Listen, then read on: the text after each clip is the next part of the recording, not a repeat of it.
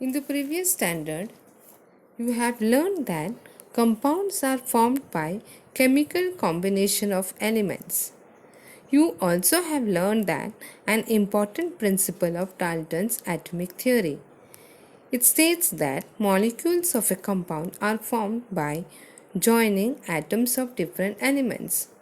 The composition of a substance changes during a chemical change. The fundamental experiments in this regard were performed by scientists in the 18th and 19th century. While doing this, they measured accurately the substances used and formed and thus discovered the laws of chemical combination. Scientists could then write the molecular formulae of various compounds on the basis of Dalton's atomic theory and the laws of chemical combination. Now here we shall see what were Dalton's atomic theory. Dalton's atomic theory states all matter is made of atoms. Atoms are indivisible and indestructible. Now, it says that all matter is made up of atoms and they are indivisible and indestructible. All atoms of a given element are identical in mass and properties. Now here, for example, carbon. Carbon element is made up of carbon atoms. Similarly, oxygen element is made up of oxygen atoms. Now, oxygen element is not made up of carbon atoms. Similar way, carbon element is not made up of oxygen atoms. Compounds are formed by combination of two or more different kinds of atoms, as in the case of formation of compound like carbon dioxide from elements of carbon and oxygen. So here carbon is combining with oxygen. Now both are different elements and you get the product as carbon dioxide. So compounds are formed by combination of two or more different kinds of atoms. A chemical reaction is a rearrangement of atoms. So here you can see when carbon reacts with oxygen, carbon dioxide is formed. So there is carbon in the product. You can see carbon atoms also as well as oxygen atom also. So it states that in a chemical reaction, atoms are rearranged but not changed.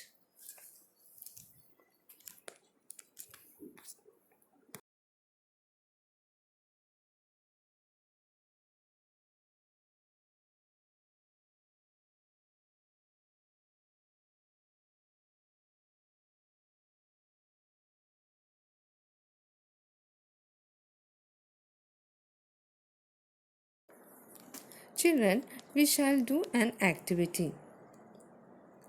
Take a solution of copper sulfate in a conical flask, as you can see in the picture, the blue colored solution, and a solution of sodium hydroxide in a test tube. Tie a thread to the test tube and insert it in the conical flask. Seal the conical flask with an airtight rubber cork. Weigh the conical flask using a balance and note it down. Now, tilt the conical flask so that the solution in the test tube gets poured in the conical flask as you see in the second picture. Now, weigh the conical flask again. Now, what do you observe? You observe that the mass of the original matter, that is 67.25 gram, and the mass of the matter newly formed, that's also 67.25 gram, as a result of chemical change are equal. So what do you see? You see that before the chemical reaction the weight was 67.25 gram and after the chemical reaction also the weight was 67.25 gram. So in 1785 the French scientist named Antoine Lavoisier inferred from his research that there is no rise or drop in the weight of the matter during a chemical reaction, as you have seen in the activity.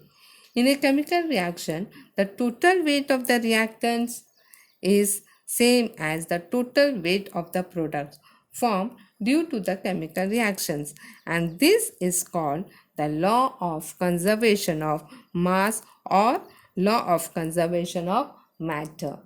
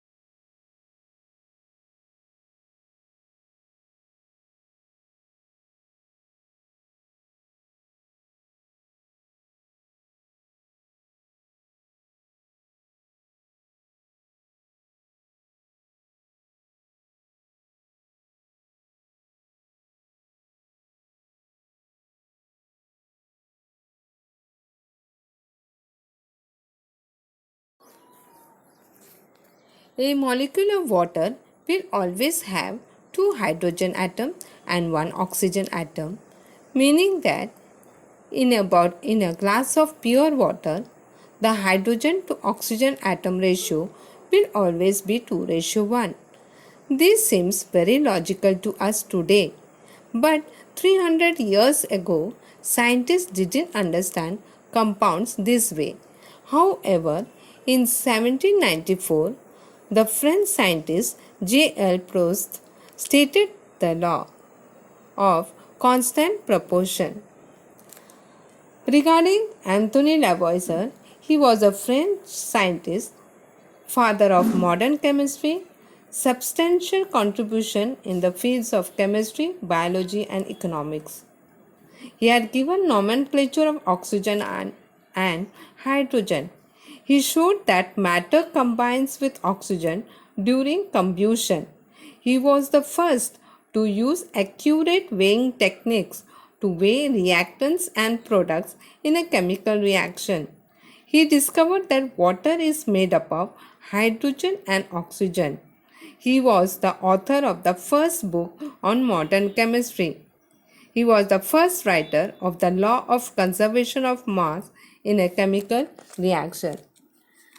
In 1794, Joseph Proust published the law of constant proportion, which says that a chemical molecule will always contain the same elements in the same proportion.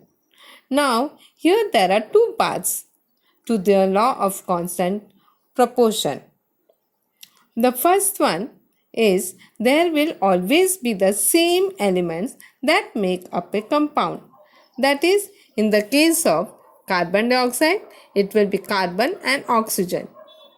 So, in the reactants, there are carbon and oxygen element. In the product also, there are carbon and oxygen element.